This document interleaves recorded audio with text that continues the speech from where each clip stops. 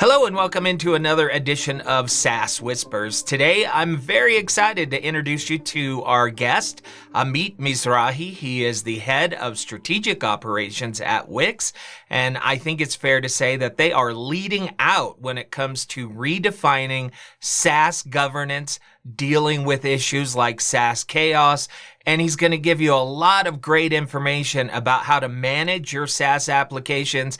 And he's going to focus a lot on a particular term, measurement. Well, listen, it's such a pleasure to have you on the program today. I always like to start out with just telling us a little bit about yourself and your journey so far and your role at Wix.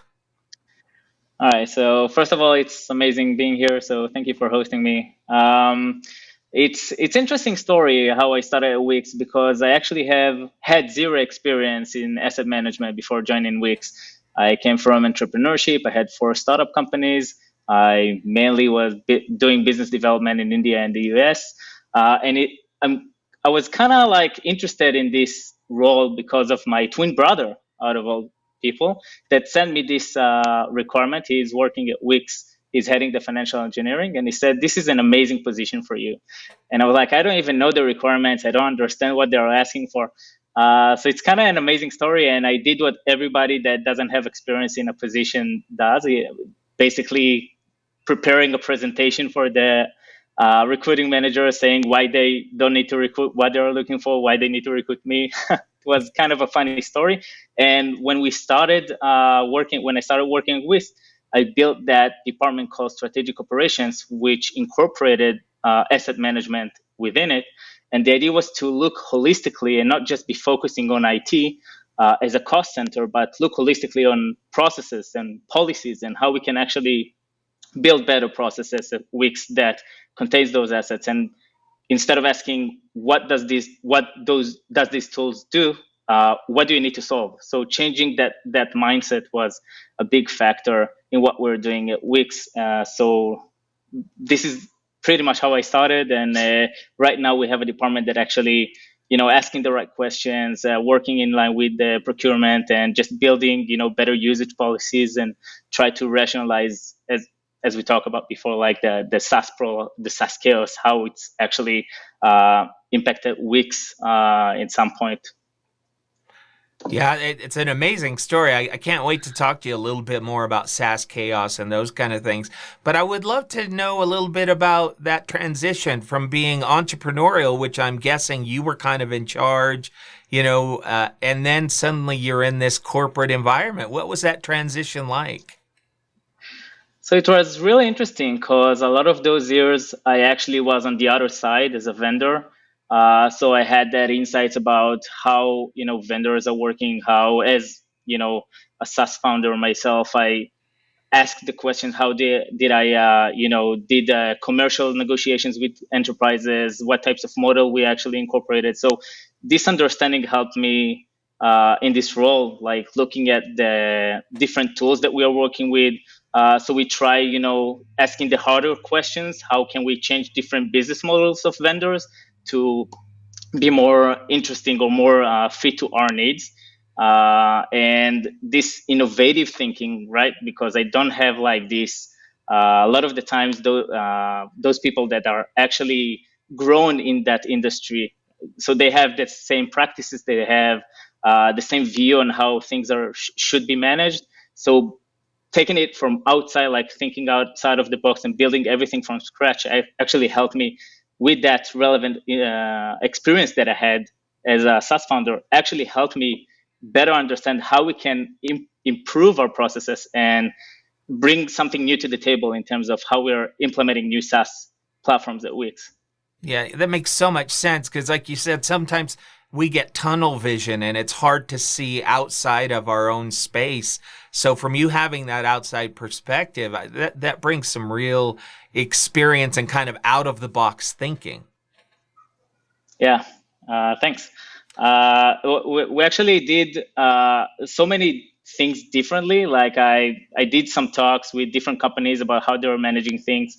And we actually found out that a lot of the things that we are doing people didn't even thought about. So it's kind of interesting to see how we are taking the things to the next level in terms of, just basic stuff like implementing SLAs for different stakeholders to improve new assets, which is kind of a funny thing because when I'm talking with different people, they're always kind of struggling with why it's taking so much time to incorporate a new asset in our company. So the first question was like, why don't you just implement like an SLA for the teams to actually help the teams with certainty, and the employees can actually have certainty and visibility on those processes? And that's just a small example. A lot of the times we don't ask the important questions. We just like kind of, from my perspective at least, like a lot of the feedback that I'm getting. Yeah, we kind of it's truly interesting to see that. Yeah. Yeah, we kind of go through the motions sometimes, not think about how we can improve. Are there any other strategic challenges you can think of that you've faced at Wix or in your career? I think that the main one was changing the mindset. A lot of those agendas in item, and we can definitely talk about why I don't like calling it item because it's not just IT responsibility. But the main, I think, the main hurdle was to change the mindset. We're a big corporate company, but we are sometimes acting like a startup still, and we're a 6,300 employees. And a lot of the mindset was, I need something, dev velocity is important. I want to purchase it with my credit card. So a lot of those things we actually removed from Wix because we didn't come out as this is going to be a cost reduction agenda. This is something that we're trying to improve costs or something like that. We actually established a guild called VICO, which is Value and Impact Center of Excellence. And we always talking about impact, like how this asset, how this workload, how this agenda is actually impacting Wix and the business velocity. Because dev velocity without measurement actually brings us nowhere, right? I can just spend a lot of money on different assets and different agendas, but if we're not measuring how it actually impacted the business, it's not really efficient.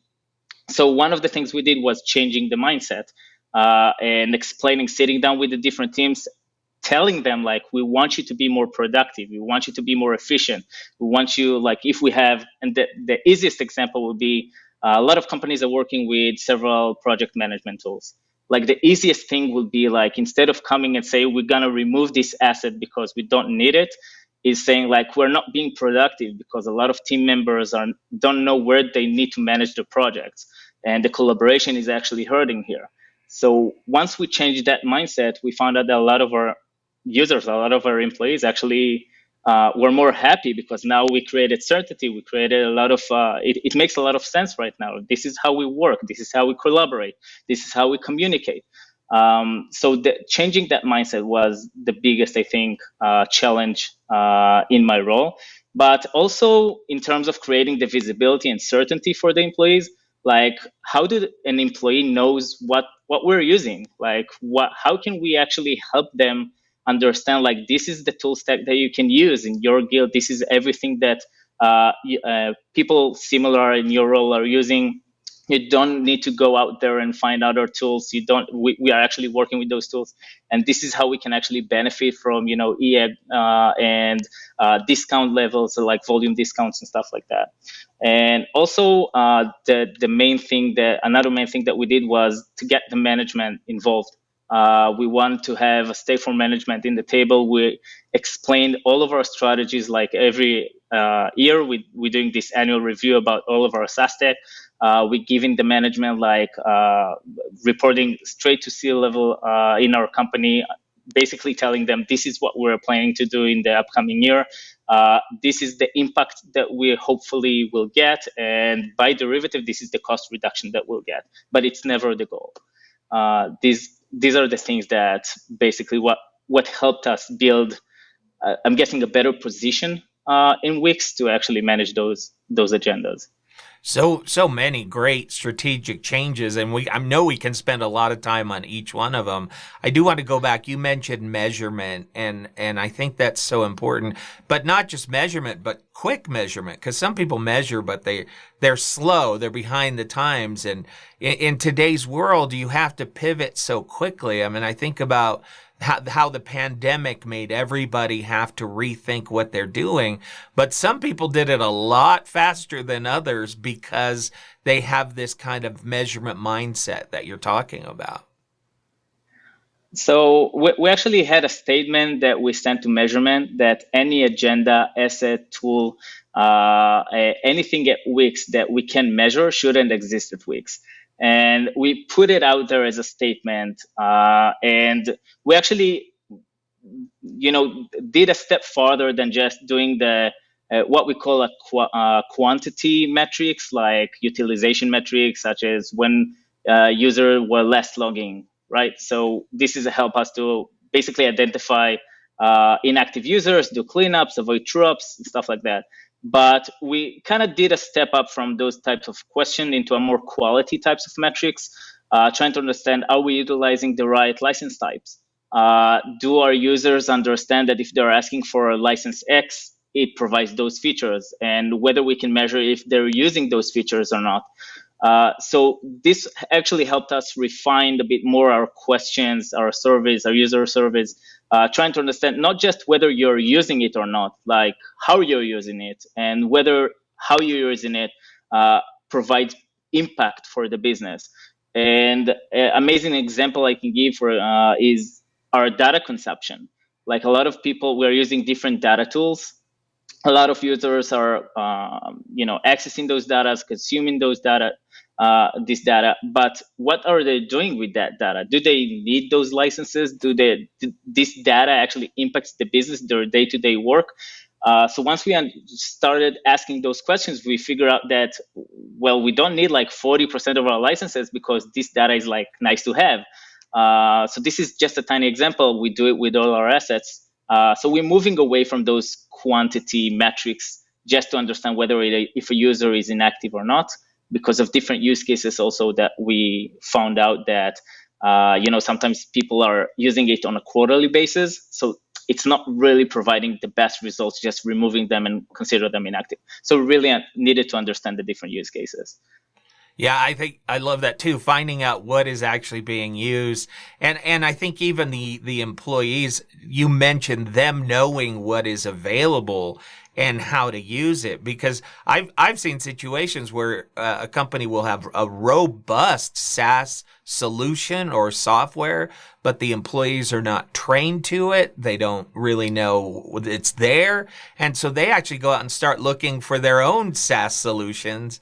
And that's when you end up with this chaos that, we talk about so much. Yeah, absolutely. By the way, when we talk about this chaos, when we talk about those employees going out there and find their own tools, this is one of the biggest issues that we had in terms of like my favorite questions to companies when I speak to them is like, how many SaaS applications do you think you're currently managing? And most of the time is about 20% of the actual number, which is crazy because a lot of organizations will think like I'm pretty much managing about 200 and 300, but an enterprise level company will probably manage about 1,600 apps, like about half of them will be purchased, will go through the finance. But another thing is everything that's related to shadow IT. So when you talk about those numbers, it's really easy to get lost, right, in what people are using and how people are using it. And when we talk about consolidation and visibility and giving the employees like the idea about what's happening in the company, how we are utilizing a current SaaS tech, it actually helped us identify those assets that we're not using, that we are not utilizing to the best of our abilities, and just deprecate and sunset them. So that was creating that funnel that makes sense for us. Like we do have an automation when an employee asking for in that funnel, asking for a new application, we automatically send them our catalog saying like, have you checked our catalog? Maybe there is something there, and it's very easy to search there. And you can actually see in comparison, like maybe you're asking for something, we can show you like different assets that can answer your specific needs otherwise. So yeah, well, I can see that's just, I'll bet you're saving a ton of money, and you're also reducing your risk exposure quite a bit and adding productivity to your employees because they know what's available, they know how to use it, and they're all playing on the same field, so to speak. Absolutely. And this is why, if I'm circling back to my earlier note, this is why I don't think it needs to be called item, right? There are a lot of stakeholders out there, either from procurement, finance, security, legal. All of them are involved in basically asset management, right? Because we want to make sure that our ULAs are and our usage is per the terms and conditions. We want to understand where we are exposed and what kind of security features we want to implement in each asset. We want to have the best negotiated deal with procurement, so we need to understand the different needs, the different models, how we are utilizing it. From finance perspective, how do we approve the budget? How do we account for our growth and for new assets? So everything is asset management, right? So it's not just IT role that you kind of say that an item manager will oversee that operation, right? But it's everyone. It's the business responsibility to make sure that the SaaS pro is not getting out of hand. And it's across the board, right? Like one of the things that we had a huge discussion about is where should I be positioned, right? So we have that, life cycle of an asset. We have the requisition, the procurement, we have the monitoring, and a lot of the ideas. I actually wrote an article about that, and a lot of companies saying like asset management should be post procurement, right? Because we need to make sure that it's utilized. We need to inform the employees or the users how they should use it. But I argue differently. I argue that items should be across the lifecycle, even before the requisition, just to make sure that we don't need requisitions if we can provide those users with those licenses, and we can actually help adding capacity to the procurement team, because a lot of the times they don't have that capacity, they don't have that technical knowledge to actually deep dive with their questions regarding how it's utilized. And a wonderful example was like we had several assets that were I'm missing the word, I'm sorry. Perpetual licenses, sorry. It's not my native tongue. I know it's No, you're hard doing to. fantastic. You're doing fantastic. Thank you. So we had several assets with perpetual licenses that, like a memento, we just renew all the time. And once I got into the job, I actually asked, like, how do we use the support? Because we just paying for that additional support. What did we use it? How did we utilize it? What kind of features that the new version has that we need? And actually, from the answers that we got, we understand that we're just doing that. I can, from procurement perspective, whenever a team is asking for a requisition, they're purchasing it. Like, they were asked the question, how many do you need? What do you need? But they're not asked whether do you really need it. So this is kind of the thing that helped us save hundreds of thousands of dollars, just to ask those questions and add that technical know-how or the capacity of just deep dive into the different assets that we have and ask those questions. Yeah, I think a lot of times they think they need it, but they don't even really know what it does. They're just looking for a fast solution. And I find that sometimes I've experienced kind of this adversarial relationship between IT and employees. And employees feel like IT doesn't understand them. IT's like, well, why can't they just listen to what we're offering? Talk about a little bit more about how IT plays a major role in enhancing the employee experience, if it's done right. Absolutely. I think IT is something that has a major part in the user experience in a company. We can talk about hours about zero touch IT. I'll just give one example. For example, at Wix, we used to have people coming to IT rooms asking for different hardware pieces. We just implemented vending machines with total automatic workflow. That can actually help the user whenever he needs something, just open a ticket, automatically get a code, getting that piece of hardware that he needs. And once we did it, we found out that, from an average of 4 hours of waiting for that piece of hardware, whether it's a mouse or a monitor or whatever, a cable or something like that, it was reduced to like 10 seconds. Then the employee was free to actually take it whenever he needs. And these small things, we actually had a concern because we're really all about automations. We're really all about zero touch, trying to understand how we can improve our processes. And I'm guessing the best example I can give at Wix is during 2020, during COVID, we actually grew exponentially. Like in 1,800 employees in a year and a half.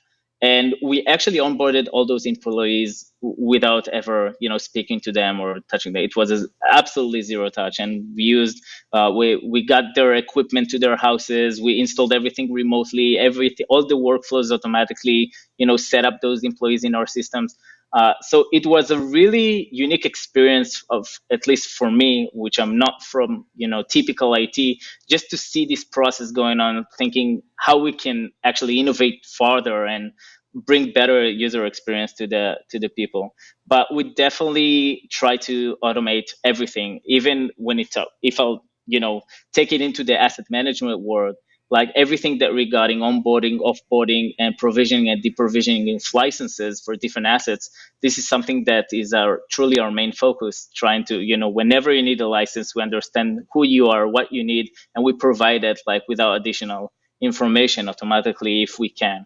One of our biggest projects was actually, implementing SSO for all of our assets, which means that if you are a Wix employee and you need a license somewhere, you can just log in and enjoy that license. And we are constantly monitoring the usage with different tools that we have to understand whether we are still in the limits of our license count or whether we need to purchase more, so we can always be in a decision-making position based on our usage.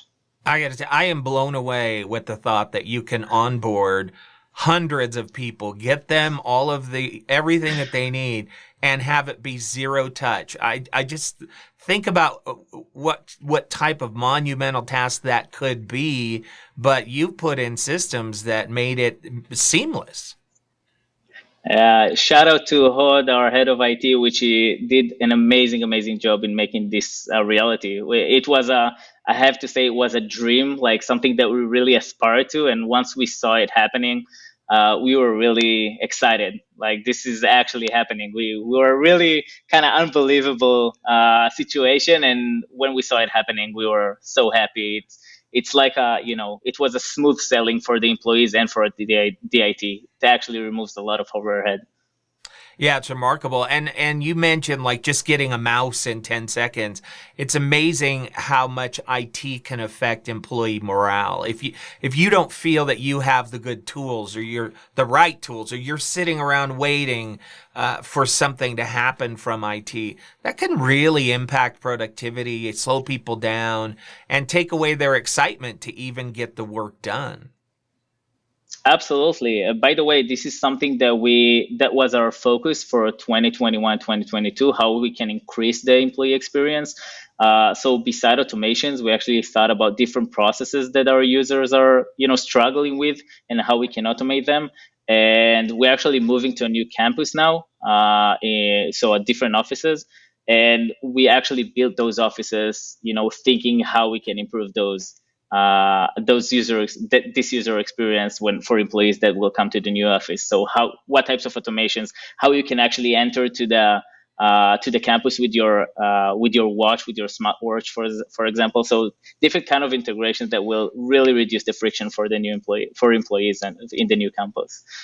Yeah, I love that word friction, trying to figure out every day what is that friction point, and how do you eliminate it, and the technology of using your smartwatch. And I'm so excited about that type of technology, because I don't want to carry around a wallet anymore. Other people are afraid of that technology. I am ready to dive in. I want everything right there on my watch or my phone. Absolutely. Like paying with my phone, I can't get enough of paying with my phone. It becomes like a habit. And the funny thing is that until several years ago, we actually didn't have it. Like, it wasn't that common. It's like how the world is changing. It's incredible, I think. And I think also COVID has had a huge impact on that. Like, people stayed at home, like, so they had a bit of time to and companies needed to adjust a bit better, altering their workspace to actually accommodate that working from home situation. So it's really interesting to see how how COVID was changing technology and how it actually forced us to think about different ways to, for example, onboard 1,800 people remotely because we didn't have a choice. Like people couldn't come to the offices. So it's kind of interesting, but I love how technology can redefine how we're doing, mundane things like paying in the grocery store. Yeah, and I think about we talk a lot about the pandemic. If the pandemic would have happened 10 years ago, it would have destroyed our economy. We couldn't have survived. But because of these systems you're talking about and because of SaaS, you guys thrived. And that's an amazing thing to think about in the middle of a pandemic. So who would have thought nobody can come to work for like 2 years and you thrive? That is so remarkable when you think about it. Thank you. Actually, our business model helped those people. COVID was very destructive in terms of work. So I think Wix actually gave a lot of opportunities to people, and that's why we saw that uplift at Wix. Like people are started doing their own businesses, started working from home. So Wix was actually a good platform for those people to actually, to find themselves, or if I want to achieve my dream, what better time than now? Yeah, absolutely. You've talked several times about ITAM and kind of how you want to kind of reshape the definition of that. Do you have any other thoughts about the procurement process or anything else with ITAM? I think from procurement perspective, item goes hand in hand by negotiating the best deal. Sometimes when we go to the procurement process, we sometimes find ourselves negotiating the worst best deal, which means that we are negotiating based on what the teams want or need, but we're not really buying or purchasing the things that the business need. Or what align with the business. And I think this is something that every item manager should work with procurement, trying to understand whether we are negotiating the worst best deals or whether we are taking the best deals on the table that will actually fit the business requirements. We had a lot of examples like this when a team comes saying, we need X licenses, we need this asset, we need whenever I see 1,000 employees adoption plan, I'm getting a bit, we need to investigate further. We can go ahead with that. Like, do we have any dependencies? Do we need development from our end? All the stakeholders are involved or not? So a lot of the times procurement will just get that, requirement and just trying to negotiate that requirement. And I think item can come into the picture in that stage saying, do we actually need those licenses? Do we actually need that model? And actually challenge the business team, actually challenge the team that is requiring that asset. We had several examples like that where when we asked several follow-up questions, we understood that there is no business value, right? It's just adding work to the teams where in the current workload, they don't have the capacity to actually manage that. So we said, like, imagine you have a bunch of papers that you need to deal with on your table. And now when implementing that asset, imagine someone's coming to your table with a stack of more papers. You can't even manage your own papers. What do you need that asset? What's the ROI here? Like, how do you manage that capacity, that increased capacity? And when we try to better understand what's the business value and know what the team require, we actually found out that we are either negotiating better deals, like maybe lower capacity just to understand, or maybe we need to uphold some regulatory requirement, which is great. But for most parts, people, when we ask those questions, say, you know what, that's right. Let me rethink this strategy. Let me rethink what assets do we need. And I'm guessing this is the best tip that I can get. Like, just try to understand what the teams require, not what they like, what the business require, not what the team needs. I think that's the best thing. Yeah, but I think there's got to be a balance, right? Because on the one hand, you'd love to get the solutions that they need as fast as possible, but on the other hand, you've got to assess cost. Will it meet their needs? All of those things. How do you balance those two streams? It's got to be a daily process and sometimes very difficult. So when we look at that, that's a wonderful point, I have to say, because when we look at the purchasing flow or the life cycle of at weeks at least, we have 2 points of decision making points. A lot of the times we do have assets that we're implementing without clear measurement or without clear ROI of what we're trying to achieve, but we always kept it in time. So we either have an exit point in the contract, we either have a long POC just to understand whether we can reach those metrics so we can have data to measure. But we always kept it in time. You don't see assets at weeks that will run away, that will go away for like years without measurement. This is not happening. So we do balance, like saying you don't know how to measure it, you don't have the relevant data, we don't know how we can improve it, because you can justify everything, right? You can always say it increases my productivity, my efficiency, it reduces my time. And I always like to, rebut that statement by imagine we can reduce the loading time for weeks by 1 millisecond, but it will cost us $100 million. This agenda is worth like this is definitely something that we would like to achieve, right? But how much are we willing to pay for it, and whether how we can measure that ROI, whether this is an impactful agenda or not. And I think that's the balance that we're looking for. We're always looking for that impact, that business ROI, not the dev ROI, because development and dev velocity can go on forever, just implementing new tools, developing new features without measurement. How do we know the business is actually, it's beneficial for the business? We don't. Yeah, absolutely. And then talk a little bit about the process of actually acquiring the SaaS applications and getting the best possible price when you're in this negotiating process. So sometimes we actually, and this is a nice anecdote, we're actually changing business models for vendors that will be more suited to what we need. So this is something that it's not always successful, but we always like to challenge those vendors just to adjust better and be aligned to what we require.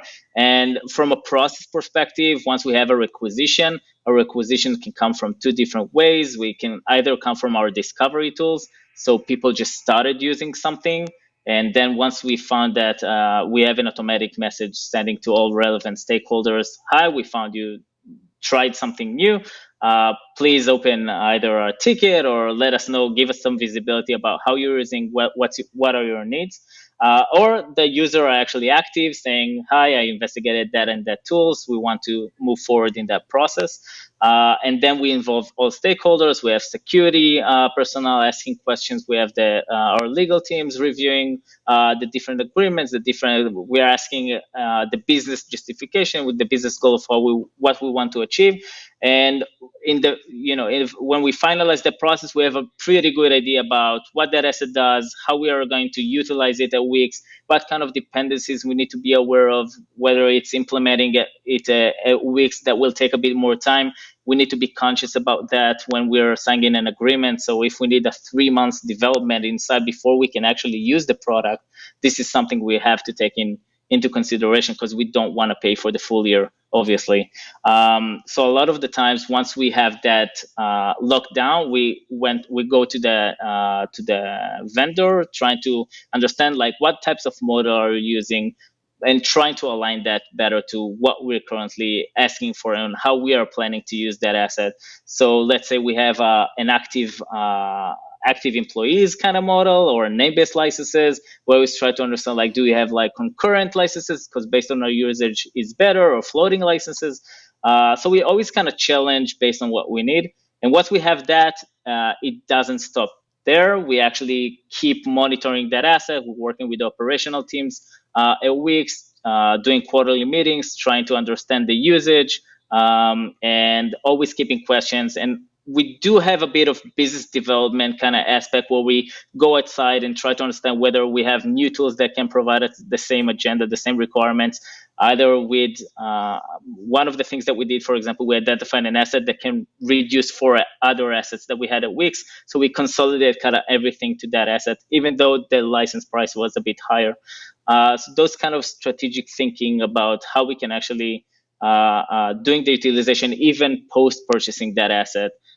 We need to always, be on our toes and try to understand are we utilizing the best assets and whether those assets are being fully utilized at Wix. Well, I it's hope that makes amazing. sense. It does. It makes great sense. I have to tell you, I've spoken to a lot of people about SaaS governance and this life cycle, and I haven't experienced a company yet that has put so much forethought and systemized it so well. I feel like you guys are leading out in this area in many ways. I truly appreciate it. We actually get that feedback a lot. I have to say that Vico, the Value and Impact Center of Excellence that we actually built, it involves not just item, it also involved hosting, financial engineering, or FinOps. It really depends how you would like to call it. And so basically item and hosting kind of governs all the assets or all the dev assets in one sitting, which is great because now we can look holistically and what's happening and identify like different agendas that not just SaaS based, but also from our internal development base, like or on-prem or hosting kind of agendas that we can actually reduce. Again, looking at it all holistically and create that financial impact across the board, and not just by choosing which asset to actually monitor or acquire. Yeah, I'm curious with all your experience with SaaS. If you have any thoughts about what the future looks like. I feel like we kind of go through these stages where we go from kind of these massive programs that meet multiple needs, and then we start to streamline and we start choosing applications that only meet one need. And I feel like right now we're kind of in the middle. Do you have any thoughts on where SaaS is heading? Um, I think it's divided to two from my perspective. On the one hand, we do see a lot of niche tools that solve better like specific requirement, but as a corporate, as an enterprise, it's kind of hard for us to go to those niche tools. It's kind of we do want to have those one solution, that one-stop shop for different requirements. So you have different tools, for example, whiteboarding and wireframes, and then you have a tool that can incorporate all of those features together. We will prefer to go to those tools, but we do see a bit of rise when it comes to big companies purchasing, promising or smaller companies. The latest was Adobe with Figma. I think that's a great purchase. That's a great step. Although the stock didn't react that well, but I think this is something that's truly interesting. But from the other perspective, we do see a lot of SaaS companies actually kind of pivoting their models a bit more, their prices going up in the last year, and we are expecting to see it rise more in the upcoming years. So this trend actually help us to better investigate how we can implement those processes better and foresee like which types of assets their price will be uplifted, so we can adjust and align with early renewals, for example. JetBrains on October 1st will rise, will have 20% uplift. This is a huge thing, and we actually went ahead, and did an early renewal that saves us a lot of money. So we are always up on our toes to understand like where SaaS is heading. And right now we do see those price lift from one hand, and a lot of smaller SaaS vendors that are basically entering the market and creating this kind of huge selection that we need to walk through and try to understand what better fits our needs. But we're definitely, as a corporate, are looking to consolidate what we can. We don't want, if we have a chance to work with one vendor instead of four, this is most likely again will be the route that we'll take. Yeah, and this comes back to measurement. I mean, you've made that very clear. One of the other things about SaaS that I see is that, there's always a better model. There's always something coming along with, better bells and whistles, and we tend to like the shinier object, and employees are like, hey, look what this does. We really need that. And so I'm guessing measurement too is really a huge part of that. At what point do you decide, well, we need to transition possibly to a new SaaS platform? That's got to be part of the constant SaaS governance that you go through. Absolutely. We do have those parameters that we always considering. Like you will see us sometimes trying a new vendor if we have like a small vendor, if we have a say, like as a design partner, trying to, influence what that vendor's roadmap will look like in the next couple of years. If we have that opportunity, so we can fit that vendor's needs to our own, that vendor offering to our own, sorry, that will be wonderful. So we will see those opportunities. But again, our main concern is not cost reduction. So we are not always looking how we can reduce costs. If for some reason you'll bring me an agenda that will cost $20 million, but the ROI will be $40 million, we're going to head and do it. And I think this is a bit changing the mindset of how item works in general, because we are always kind of, programmed to find how we can save more and how we can, optimize our license count and optimize our asset and SaaS stack. But we don't care. Like, we just want to make sure that everything is utilized, and we always trying to think strategically about how we can do things better and how we can actually either consolidate or bring to the table agendas that can actually impact the business tremendously. It's a great model, because I've also seen where that CFO is constantly driving price, right? Not thinking about productivity or anything else. And to have an environment where you're like, no, productivity first and cost second. It's a powerful model. Measured productivity. Yeah, yes. We keep going back to the M word, right? Any Absolutely, yeah. Any other thoughts about SaaS chaos, that kind of world we're in, and what you think companies ought to look at to avoid this problem? I think a lot of the times people are asking me, what kind of tools are you using to actually solve this problem? And the funny thing is that tools won't help you. What will help you is building the right processes in your company to address that issue. Like, if you don't have a good funnel that will navigate those users into, the stakeholders examinations, so legal, security will be aware of those issues. So users are actually engaged with this process, and that kind of relate to changing the mindset where they actually understand that they can't use whatever they want. When you're creating that visibility and certainty for the employees about what we're using and how they should use it, I think that's at least half the battle. Once we get that out of the way, the only thing that remains is basically have discoverability and visibility for shadow IT for different assets that people are using. A lot of the times you find out, again, once you implement automations that will alert whenever we identify a new asset, that will solve the issue, because a lot of those times it's just someone accidentally using the Wix email, right? It's not like someone is using something.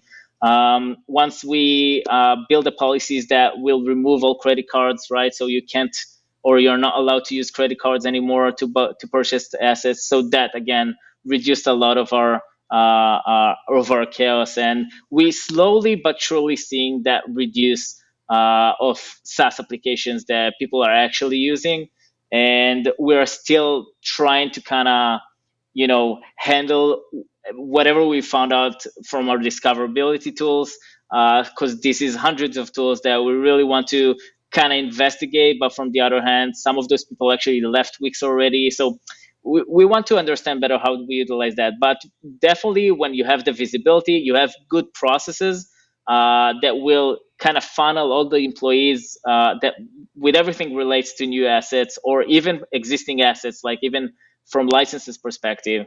Once you have that funnel ready and the processes ready and the policies up to date, right? Because a lot of the times we do have policies about how we're using it and how we consider you to be an active or inactive user, whether you need a license or not. So these kind of things it truly helps us to create that certainty, right? So employees doesn't know, like, ask, why did you remove my license? Why I can't approve these assets? Because those things are pretty clear, and once we have the policies, it's really ready. So that's basically the idea. Just build better processes and create that visibility for the employees. Build better processes, and if you can bring that certainty to the employees, then that's going to be a difference maker. Well, we could talk about this all day. I do have a couple of questions that are just kind of outside that I like to ask everybody. When you're hiring somebody, Yeah, when you're hiring somebody, what are top qualities you look for? How do you assess somebody when Um, you're looking to hire? That's a wonderful question, and I think I'm gonna bring a kind of weird answer because I'm not from that field, so I'm not gonna look for something typical that other people are looking for. I think the main thing I would like to have in a hire is it has to be a people's person. It's always, a hard job coming to a team saying you can't use this asset, or we can't approve that, or we need to remove your license, or we are not approving that agenda. So you have to be like a people's person that can convey that message in like a really good way. He or she has to see, that person has to see the bigger picture. You can't just look, on that asset, how to optimize that, and that asset on how to optimize that. You have to look holistically, try to understand where the business is heading, what are we trying to achieve, and what kind of strategic, decisions we can make to actually make the business better. And you have to see the bigger picture in that sense. And it has to be like a person who is an initiator. A lot of the times, you won't get like agendas from your boss. You have to be the initiator of your own agendas, like identify those things, and not just identifying those agendas, but also execute them. So you have to be that person that will see something without an owner and take ownership. You see something that is not fully optimized and build a strategy to optimize it. So I'm guessing those three are kind of the main thing that I would look at. And to be honest, again, it doesn't matter if you have experience in item or not. From my perspective, you just have to be those three things, and we will get along just fine. Well, you're a perfect example of that. You came from an entrepreneurial world. You didn't have a lot of experience in what you were being asked to do, but your core philosophies, your attitude, made you the perfect candidate for what you're doing. So now it sounds like I'm looking for someone like me, and that's and that's not the point. But thank you, I do appreciate the compliment. But I think that from a lot of perspective, because I didn't have the necessary experience, it forced me to kind of ask the harder questions until I understand like what I'm doing. And I think that's a main kind of benefit that came to this role from my experience, that was relevant. So basically, using our logic and asking harder questions, and continue asking why and why and why until I'm getting an answer that I'm satisfied with. I think that's kind of situation that helped me actually evolve in this area. It's a great story. Just one last question. Do you have a quote or a philosophy or something that you live by that you think about on a regular basis? I do love John Lennon quote, like life is what's happening when you're busy making other plans, because I really feel like this is the essence of what we're doing at Wix. Because we always do those plans, we always think strategically, we present them, and then reality comes in, agendas are changing, and you have to always be kind of adjusted to the changing reality. So I think this is a good sentence to to finish with. Yeah, that's a great quote. I have to tell you, I appreciate your time so much today. I really believe that people who watch and listen are going to get some great ideas and great strategies because you guys are leading the way in so many aspects. Truly appreciate it. Jay, it's been an absolute honor, and it was so enjoyable for me. Thank you for hosting me. Thank you. Once again, I want to thank Amit for joining us on SaaS Whispers. That was a lot of great information, and I hope that you came away with some strategies and some ideas on how you can deal with SaaS chaos and maybe redefine SaaS governance in your organization. My name is Jay McFarland, and this has been another edition of SaaS Whispers.